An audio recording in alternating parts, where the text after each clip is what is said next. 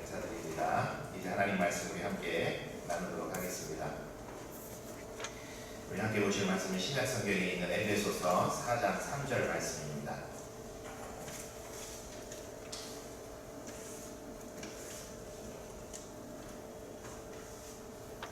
에베소서 4장 3절 말씀, 이 말씀 한 목소리로 같이 읽겠습니다. 시작.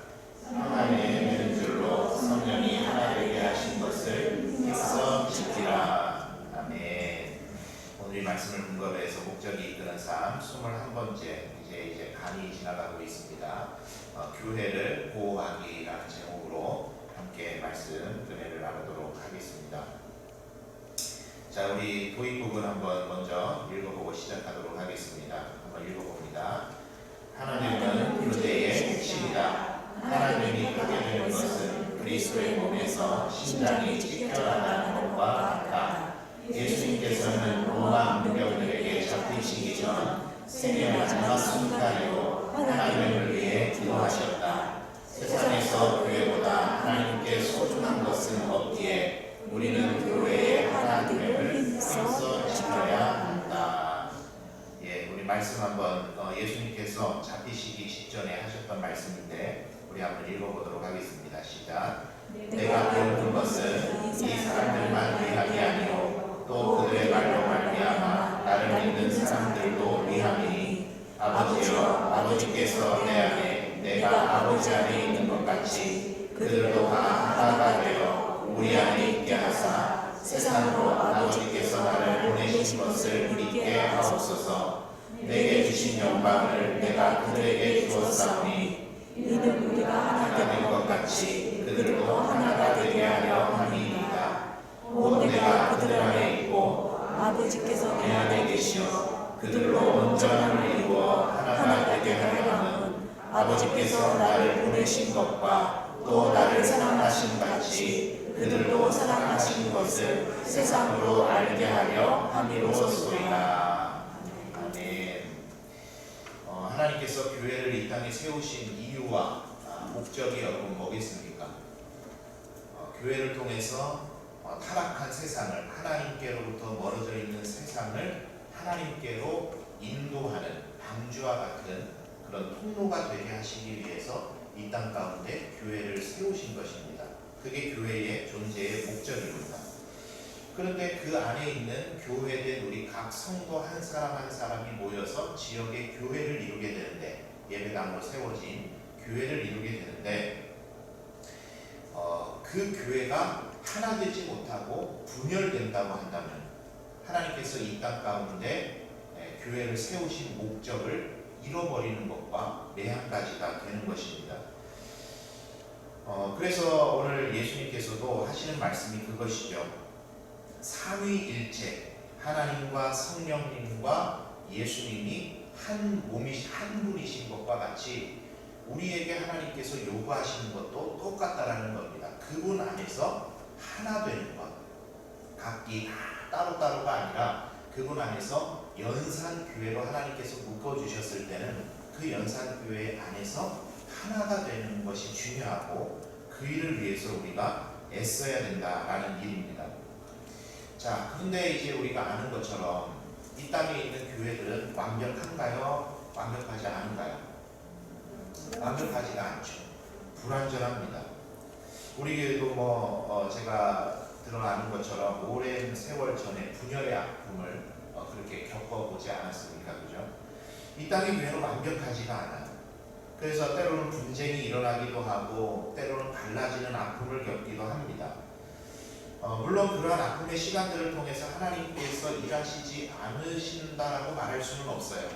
하나님께서는 여러 가지 방법과 또 여러 가지 상황과 과정들을 통해서 하나님으로서의 그 일들을 행해 가십니다. 그러나 교회가 아픔을 한번 겪게 되면 그것을 치유하고 회복하는데 상당히 많은 시간과 에너지가 그 안에 들어가야 됩니다. 그게 잘 아물지 않으면 어떻게 되죠? 교회가 깨지는 일도 다반사로 이 세상 가운데 있습니다. 그래서 우리는 되도록이면 교회가 분열되거나 분쟁이 일어나지 않도록 최선을 다해서 그 교회를 지켜가야 됩니다. 이 일은 남의 일이 아니라 교회는 목사님이 지켜야지, 교회는 장로님들이 지켜야지, 그 일이 아니라 그 일이 누구 일이라고요? 바로 교회를 지키는 것은 내 일이다 라고 생각하고 우리가 교회 생활을 해야 된다는 겁니다. 자, 그런데 이제 문제는 이런저런 갈등의 일들이 우리 앞에 닥쳤을 때, 제법 많이 그런 일들이 있는데, 갈등의 일들이 닥쳤을 때 그런 갈등을 잘 해소해내는 기술이 부족한 면들이 많이 있어요. 그죠? 여러분, 전에도 한번 말씀드렸지만 교회 안에서 일어나는 일이라고 다 은혜로 다 해결되는가요? 그렇지가 않아요. 나름의 테크닉과 기술들이 필요해요. 사람을 대하고 공동체를 대하는 기술들. 우리가 예배는 잘 드리고 기도도 잘하고 말씀도 잘 듣고 개인적으로 하는 거는 너무 잘하는데, 이것과 별개로 사람을 대하는 기술, 갈등을 해소하는 기술, 대화하는 기술, 표정 짓는 기술, 언어의 기술, 이런 부분들이 부족해서 발생하게 되는 어려움들도 꽤나 많이 있더라는 겁니다. 물론 우리가 다 심리학자, 상담학자는 아니니까 그걸 다 알고 살 수는 없습니다만은, 교회 생활 안에서 발생할 수 있는 부분들에 대해서 우리가 어느 정도는 알아두고 익혀두는 것이 도움이 많이 될 수 있겠다 싶습니다. 그래서 오늘 이 목적이 이끄는 삶 21번째 교회를 보호하기 위해서는, 우리가 교회가 하나 되기 위해서 힘써야 될 것, 우리가 교회를 지키기 위해서, 보호하기 위해서 힘써야 될 내용에 대해서 5가지 정도로 정리를 한번 해서 나눠보도록 하겠습니다. 자, 첫 번째, 서로의 차이보다는 공유하는 것에 초점을 맞춰라 그랬습니다. 우리 교회 생활의 테크닉이라 할 수 있겠죠. 한번 읽어보겠습니다. 시작. 우리는 각기 다른 인격, 배경, 인종, 그리고 취향을 갖도록 하신 분이 하나님이심을 우리는 기억해야 한다. 그래서 우리는 이 차이를 단지 참아낼 것이 아니라 소중히 여기고 즐겨야 한다. 하나님은 획일성이 아닌 하나됨을 원하신다. 여러분, 축구를 합니다. 축구 선수 11명이 축구를 합니다. 이 11명의 선수들이 각기 잘 뛰는데, 자신의 특기에 따라서 공격을 잘하는 사람은 공격수로, 남의 공을 잘 막고 뺏는 사람은 수비수로, 또 점프를 잘해서 공을 막는 데 재질 있는 사람은 또 골키퍼로, 이렇게 각자의 분야에서 이제 공을 찹니다. 그런데 자신의 재능과 기능에 따라서 선수들의 포지션이 결정되는데, 그래서 그들이 하나 돼서 마치 한 몸인 것처럼 경기를 뛰어야 되는 거죠. 그런데 공격 선수가 걔는 성격이 이렇고, 수비 선수가 걔는 경제관념이 좀 그렇고, 골키퍼가 걔는 좀 여자 문제가 좀 어떻고, 미드필더가 중앙 그 포지션이 그 사람은 종교가 어떻고 하는 이런 문제들을 가지고 축구 경기장 안에서 그 사람들이 여러분 다투는 거 보셨습니까? 그런 부분은 아랑곳하지 않아요.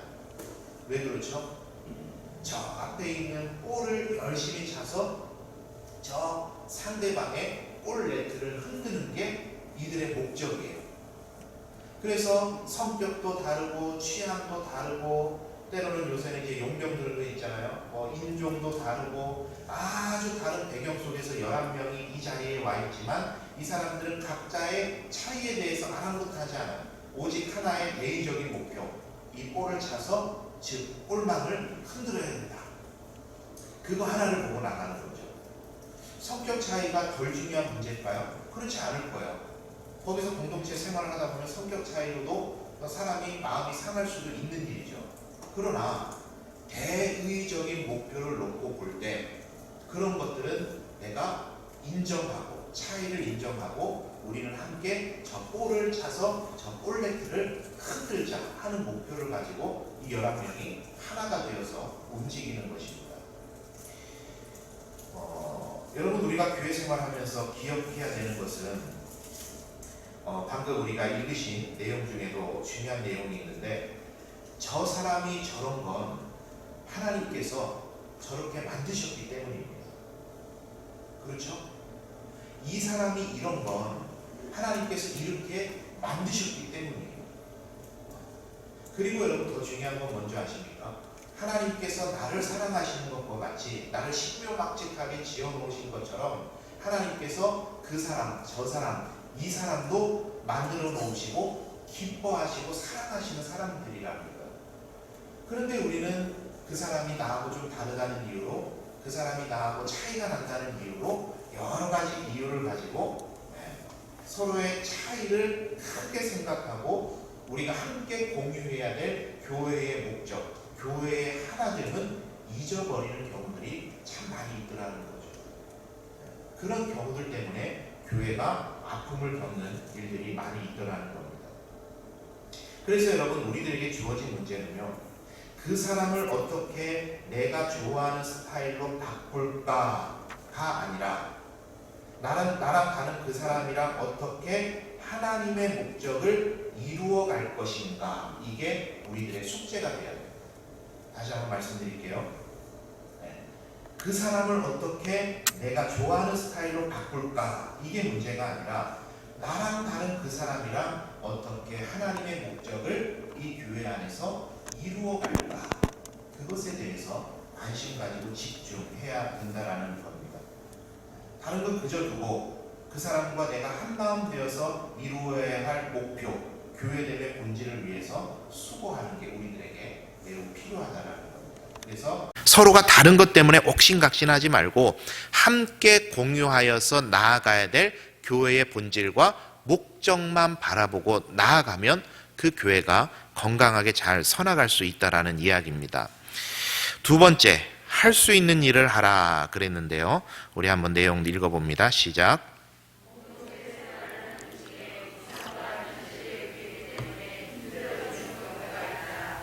그래도 우리를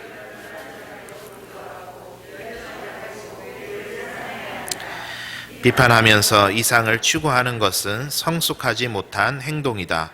반면에 이상에 대한 노력 없이 현실에 안주하는 것은 자기 만족일 뿐이다. 성숙함이란 이 둘 사이의 긴장 속에서 사는 것이다. 우리 에베소서 말씀 읽어봅니다. 시작. 모든 겸손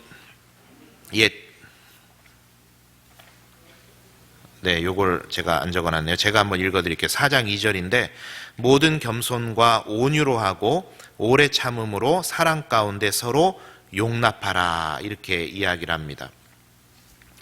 자, 여러분, 이상주의자가 있어요.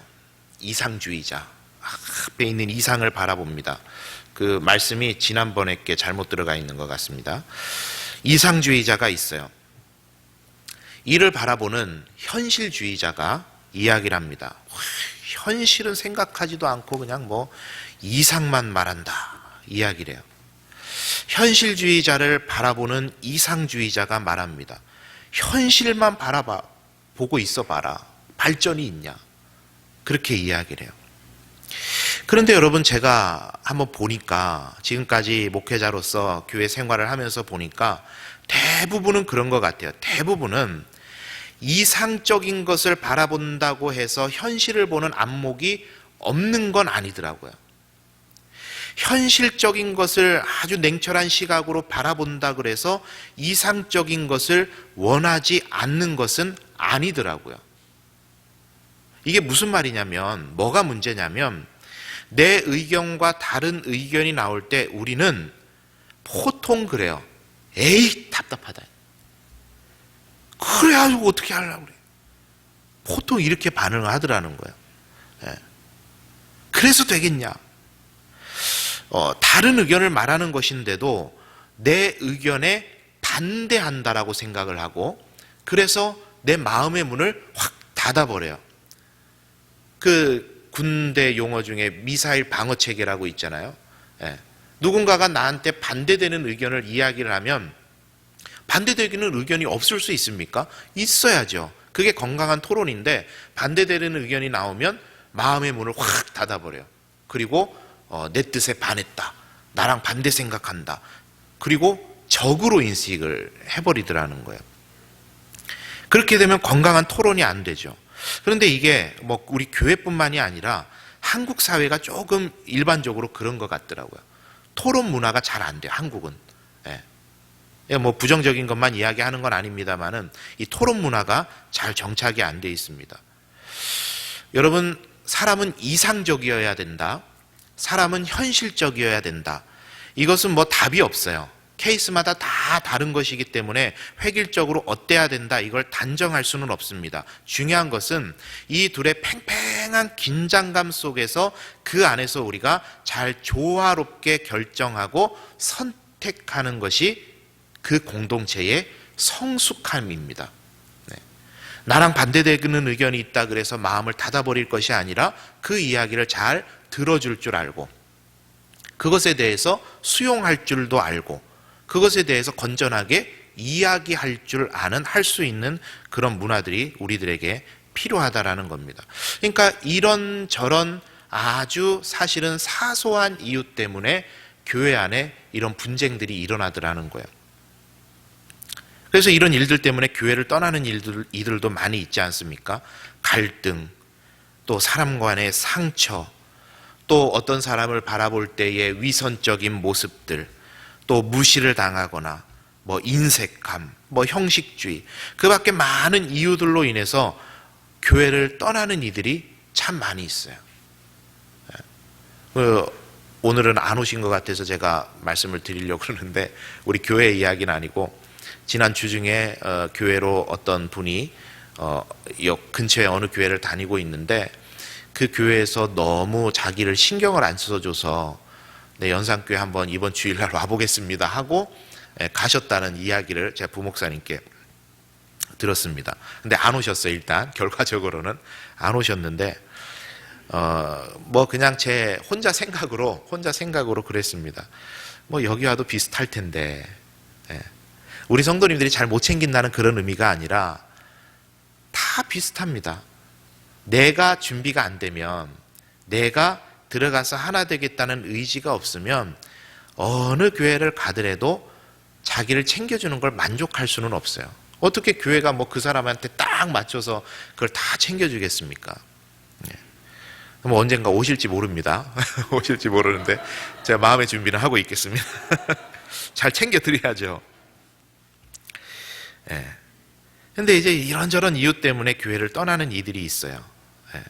그런데 여러분, 우리가 조금만 더 한 단계 깊이 생각해 보기를 원하는 것은 뭐냐면, 그러한 여러 가지 이유들이 생기게 됐을 때, 쉽게 말하면 교회를 떠날 법한, 내가 교회를 떠나야 되겠다고 마음먹을 법한 여러 가지 일들이 생기게 됐을 때, 그 떠날 만한 이유들을 해결하기 위해서 내가 할 수 있는 일, 즉 얼마만큼의 노력을 했는지에 대해서는 꼭 생각해 볼 문제입니다. 꼭 생각해 볼 문제예요. 계속 말씀드리는 거지만 이제는 교회가 워낙 많다 보니까, 그리고 오는 사람에 대해서 어지간한 교회들은 다 쌍수 벌려서 환영하잖아요. 어서 오시라고. 그러다 보니까 이런저런 갈등의 일들이 있을 때 그것을 해결하기 위해서 뭔가를 해보려고 하기보다는 교회를 그냥 바꿔버리는, 뭐 이 교회 아니면 내가 갈 교회 없나 하고 교회를 바꿔버리기 너무 쉬운 시대가 되어버렸어요. 제가 이 이야기를 이렇게 준비를 하면서 조금 조심스럽고 걱정스러웠던 것은, 제가 부임하기 전에 교회를 옮기신 몇몇 분들이 계시지 않습니까? 그죠? 제가 여러분들한테 이야기도 듣고 했습니다만은, 제가 방금 이 이야기를 쭉 해나가는 중에 그분들이 여러분의 머릿속에 스쳐 지나가셨다면, 여러분 그분들 생각하지 마세요. 그분들에 대한 이야기가 아니라 지금 이 이야기는 나에 대한 이야기입니다. 나에 대한 이야기. 그분들이 어떤 아픔과 어떤 과정을 통해서 그런 결정을 하셨는지 저는 모르기 때문에 제가 그분들에 대해서 뭐라고 할 수 있는 그런 상황도 처지도 아닙니다. 근데 설교라는 게 그렇거든요. 그런 분들이 있다고 해서 해야 될 말 하지 않을 수는 없는 것 아니겠어요? 그래서 여러분, 제가 지금 이 말씀을 드리는 거는 여러분들을 생각해 보세요. 여러분들이 뭔가 갈등이 생기고 어려움의 일들이 이 교회 안에서 없으리란 보장이 없는데 일들이 생기게 될 텐데, 그 일들을 해결하기 위해서 나름의 최선을 다하는 노력을 할 것인가? 아니면 뭐 교회가 여기밖에 없냐? 옆에도 교회 있는데 그러고 그냥 옮길 수 있는 그런 상황인가를 생각해 본다면 우리가 깊이 있게 한번 생각해 볼 문제가 안 되겠습니까? 여러분, 우리는 죄인이기 때문에 때로는 의식적으로든 무의식적으로든 서로에게 상처를 주고 받습니다. 이런 때 교회를 떠나고 관계를 끊어버리는 것을 선택하기 이전에 남아서 그 문제를 해결하기 위해서 내가 할 수 있는 일은 무엇인가를 생각해야 돼요. 그렇게 하고도 도저히 안 돼서 견딜 수가 없어서 옮기는 일이 필요하게 될 수도 있습니다. 그게 하나님의 인도하심일 수도 있어요. 그러나 해보지도 않고 그저 여기 아니면 교회 없나 하는 시기라면 결코 하나님께서 기뻐하시는 선택은 아니지 싶습니다. 좋은 교회를 찾기보다는 좋은 교회를 만들기 위한 노력이 서로에게 우리들에게 필요한 겁니다. 조동아 시인이 쓴 나 하나 꽃 피어라는 시가 있어요. 혹시 들어보셨습니까? 나 하나 꽃 피어 풀밭이 달라지겠느냐고 말하지 말아라.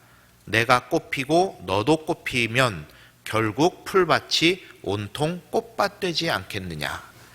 나 하나 물들어 산이 달라지겠느냐고 말하지 말아라. 내가 물들고 너도 물들면 결국 온 산이 활활 타오르는 것 아니겠느냐.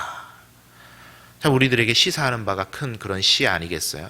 여러분, 그래서 갈등이 있고 어려움이 있을 때 피하기보다는 그 상황에서 내가 할 수 있는 일이 무엇인가를 고민하는 여러분 되셨으면 좋겠습니다.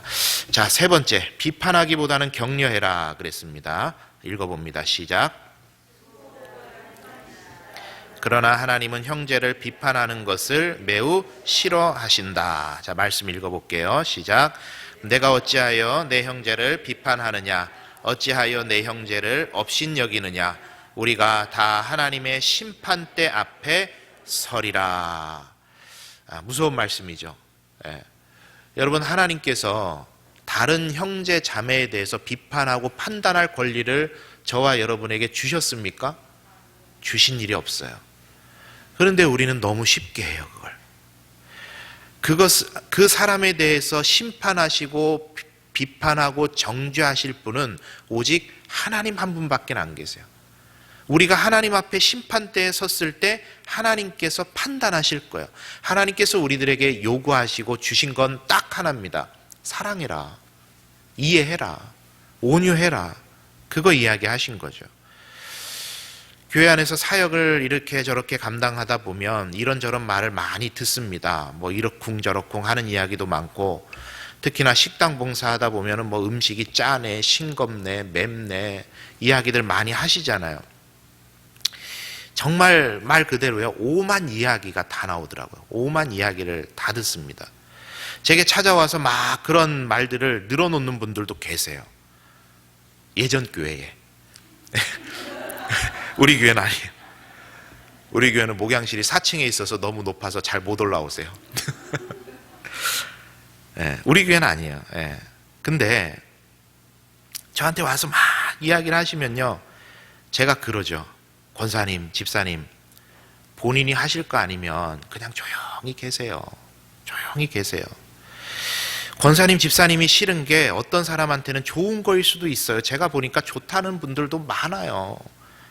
그냥 조용히 계세요. 은혜 다 까먹지 말고 조용히 계세요. 그럽니다. 그럼 뭐 본인 실력을 좀 보여주시든지.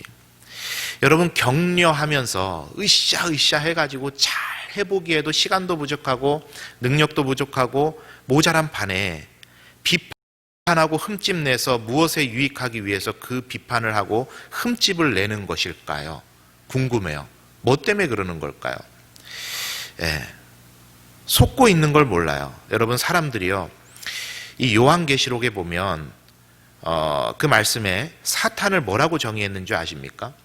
요한계시록 12장 10절에 보면은요, 형제들을 참소하던 자, 이렇게 사탄에 대해서 비유를 합니다.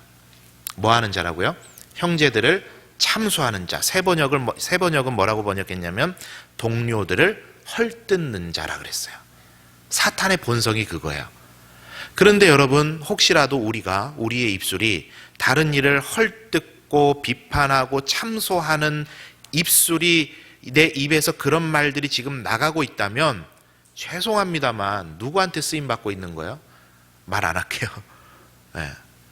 누구 좋으라는 일이에요? 여러분, 말 안 할게요. 네. 조심하셔야 됩니다. 정말 무서운 일이에요. 비판하기보다는 격려해주고 잘한다, 그래 그렇게 해보자, 이건 또 이렇게 해보면 어떨까, 격려해주고 제안해줘서 같이 하나 되길 위해서 힘쓰는 게 교회 안에 하나의 일원으로 불러주신 하나님의 뜻이라는 것 여러분 꼭 기억하셔야만 합니다. 자, 4번 넘어갑니다. 험담을 귀담아 듣지 말라. 읽어봅니다. 시작. 하지만 우리가 교회를 보호하기 원한다면 험담을 귀담아 들어서도 안 된다. 하나님의 양우리 속에서 때로 가장 큰 상처를 늑대를 통해서가 아니라 다른 양으로부터 받는 것은 슬픈 일이다. 험담을 하는 이가 있다면 그만하세요. 저는 그것을 알 필요가 없습니다. 그 사람과 직접 이야기해 보셨나요? 라고 말하라. 우리 말씀도 읽어봅니다. 시작. 두루다니며 한담하는 자는 남의 비밀을 누설하나니 입술을 벌린 자를 사귀지 말지니라. 갈라디아서도 읽어봅니다. 만일 서로 물고 먹으면 피차 멸망할까 조심하라. 험담을 귀담아 듣지 말아라. 나에 대한 험담이라기보다는 전해지는 그런 험담들 있죠. 돌아다니는 험담들. 그런 거 여러분 귀담아 듣지 말라는 이야기입니다. 요새 언론계에서 하나 대두되는 이야기가 이제 팩트 체크라는 말이 있잖아요. 요즘 언론들을 보면은요, 참 안타깝고 아쉬운 게 그냥 뭐 사람들이 클릭할 만한 거는요, 사실 확인도 안 해보고 얼마나 그렇게 많이 날조해서 만들어내는지 모르겠어요. 뭐 아님 말고 그런 식입니다. 특히나 이 언론들이요, 정치색을 따라서 막 하는 거 보면 가관입니다. 사실 뉴스를 이제 챙겨보기는 봅니다만은 제가 뉴스를 믿지는 않아요. 항상 제가 뉴스를 보는 자세가 그래요. 믿지는 않아요. 어떤 일이 있었는가는 한번 보는데 믿지는 않아요. 참 제가 설교를 준비하다 그런 생각이 들더라고요. 이 언론이라는 거는 정보를 전달받기 위해서 보는 거여야 되는데 언제부턴가 이 언론이 이 믿고 안 믿고의 문제가 돼버린 것 같아서 참 씁쓸하다 싶습니다. 그래서 정부가 뭐 가짜 뉴스를 잡는 플랫폼을 만든다고는 하던데 뭐 그것도 잘 될지 참 의문이기도 합니다. 걱정스럽고 그렇습니다. 그런데 여러분, 우리 성도들 사이에 일어나는 험담의 일들도 여러분 반드시 팩트 체크 하셔야 돼요. 이거 굉장히 중요합니다. 팩트 체크 항상 하셔야 돼요. 들리는 말 다 듣고 그런가 보다 하고 있으면요, 속기 쉽습니다. 특히나 험담하는 말. 여러분, 내가 험담 안 했다고 듣고만 있었다고 해서 나하고 상관없는 일 될까요? 그렇지 않아요. 가만히 있는 것도 동조하는 일입니다. 마찬가지예요. 험담은 그래서 그 자리에서 오늘 책에 있는 내용을 제가 이제 그대로 인용을 했는데, 누군가 나한테 제3자에 대해서 험담을 한다. 그럼 어떡하라고요? 그만하세요. 저는 그걸 알 필요가 없어요.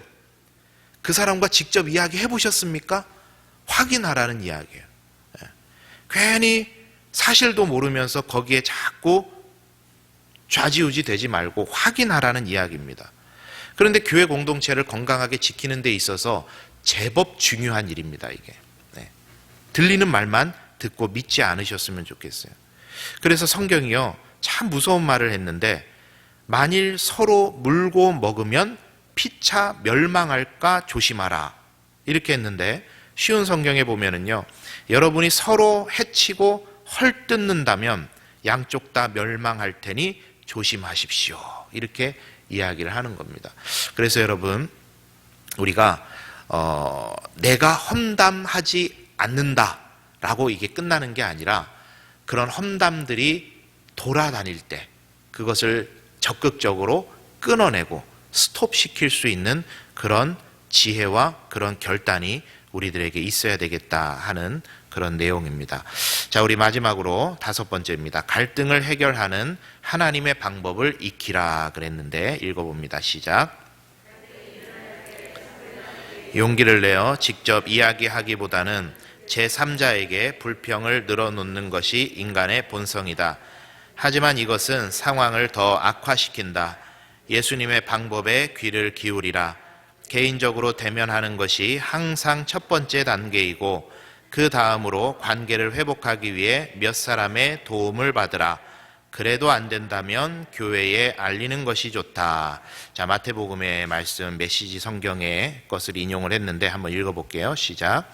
만일 내 형제가 너에게 상처를 주면 그에게 가서 이야기하고 너희 둘이서 문제를 해결하라. 만일 그가 너의 말을 듣는다면 너는 친구를 얻은 것이다. 만일 그가 듣지 않는다면 두세 사람을 데리고 가서 그 자리에서 다시 한번 이야기를 하라. 그래도 듣지 않는다면 이를 교회에 알리라. 자, 첫째는 상대하고 잘 아시는 내용이겠죠. 상대하고 대화하는 겁니다. 그리고 풀어가는 거죠. 그렇게 잘 안 돼요. 그러면 두세 사람의 도움을 얻어서 그 사람의 지인이라든지 그 사람과 친한 사람이라든지 아니면 목회자라든지 여러 사람들의 도움을 받아서 그 일들을 해결해 가야 된다. 그리고 그래도 안 된다면 교회에 알리라 그랬어요. 교회에 알리라. 목회자한테 고자질해라 그런 말이 아니고요. 이 목회자는 사실 누구 편 들어주기가 쉽지 않아요. 다 살려야 되기 때문에 목회자는 쉽지 않은데, 그러니까 사실 지금 여기에서 말하는 어떤 갈등은 교회 공동체 안에서 생기는 갈등이기 때문에 어떤 개인적인 일이라기보다는 교회 안에서 문제가 되는 일들입니다. 그래서 그것을 교회에 이야기하라는 것은, 교회에는 여러 가지 조직들이 있죠. 이를테면 사랑방도 하나의 조직이고 재직회도 하나의 조직이고 또 이제 자치회기는 하지만 남선교회 여전도회도 하나의 조직이고 또 교회 안에 있는 당회 또 하나의 조직이죠. 그래서 이 문제들이 교회 안에서 계속해서 작은 불씨가 되어서 커져갈 때는 그런 조직을 통해서, 그러니까 그 문제와 그 문제의 이슈에 해당되는 그런 조직들을 통해서 그 문제들을 해결해 갈 수 있어야 된다는 거예요. 그래서 때로는 사랑방 리더가 그런 중재 역할을 해야 될 수도 있겠고 당회가 그런 중재 역할을 해야 될 수도 있겠고 여러 가지 케이스마다 다르겠습니다만은 교회에 공적으로 해결하라는 이야기입니다. 쉬쉬하지 말고. 그리고 무엇보다도 그런 가이드라인을 따르되 처리하되 기억해야 될 것은 이것 또한 누군가를 죽이고 매장시키기 위한 게 아니라 우리가 하나 되기 위해서 그 사람을 살리기 위한 방법으로 이것들을, 이 절차들을 따라가는 것이 바람직하겠다라는 이야기입니다. 자, 한번 정리해 보겠습니다. 하나님께서 교회 조직을 세우시고 이 교회가 하나 되는 것 하나님께서 원하시는 바입니다. 그런데 우리의 어떤 기술, 테크닉, 교회 생활의 지혜가 부족함으로 인해서 하나 되지 못하는 일들이 참 많이 있는데 5가지를 제시를 하고 있습니다. 서로의 차이보다는 공유하는 것에 우리가 초점을 맞추면 그 공동체가 건강해질 수 있겠다. 할 수 있는 일을 해야 된다. 비판하기보다는 격려하자. 험담을 귀담아 듣지 말고 적극적으로 막아라. 갈등을 해결하는 하나님께서 말씀을 통해 주신 3가지 방법을 따라보자 할 때에 하나님께서 우리에게 주신 이 교회가 건강한 교회로 커나가게 될 줄 믿습니다. 여러분, 결혼도 마찬가지 아니겠어요? 우리가 한 일에 종사하기 위해서 대학도 나오고 전문가 자격증도 따고 그 일에 대해서 공부도 하고 수년간 혹은 10수년간을 하나의 일을 내가 전문가가 되기 위해서 우리는 배웁니다. 그런데 결혼은 배우지를 않고 보통 하는 것 같아요. 애도 공부하지 않고 낳는 경우가 많이 있어요. 보통은 다 그래요. 그런데 이제 결혼 생활을 하면서 애를 낳아 키우면서 결혼 생활은 이렇게 맞춰가는 거구나. 그리고 애는 이렇게 양육하고 키워가야 되는 거구나를 배워가요. 근데 다 깨닫고 나면 어떻게 돼 있어요? 이미 다 지나가 버렸어요. 그래서 사실은 결혼할 때도 마찬가지고 애를 낳기 전에도 마찬가지고 부부가 그리고 부모가 그 일에 대해서 미리 공부하는 게 참 중요해요. 그래야 시행착오를 겪지를 않아요.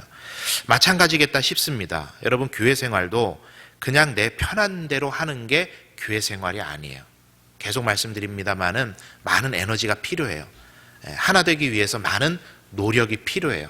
때로는 뼈를 깎는 나의 헌신과 그런 수고가 필요할 때도 있습니다. 그러나 하나님께서 원하시는 것은 이 연산교회의 우리를 이 공동체로 묶어주셨으니 이 교회가 갈라지지 않도록, 분열되지 않도록 하나로 만들어가는 일을 목사에게 주신 게 아니라, 장로님들에게 주신 게 아니라 누구에게 주셨다고요? 나에게 주신 일이다 생각한다면 우리가 교회 생활을 보다 더 건강하게 하기 위한 그런 통찰들이 우리들에게 있게 되지 않을까 싶습니다. 그래서 우리 연산교회를 든든한 하나님의 교회로 세워가는 일에 우리 성도님들 다 같이 귀하게 쓰임받는 은혜 있으시기를 바랍니다.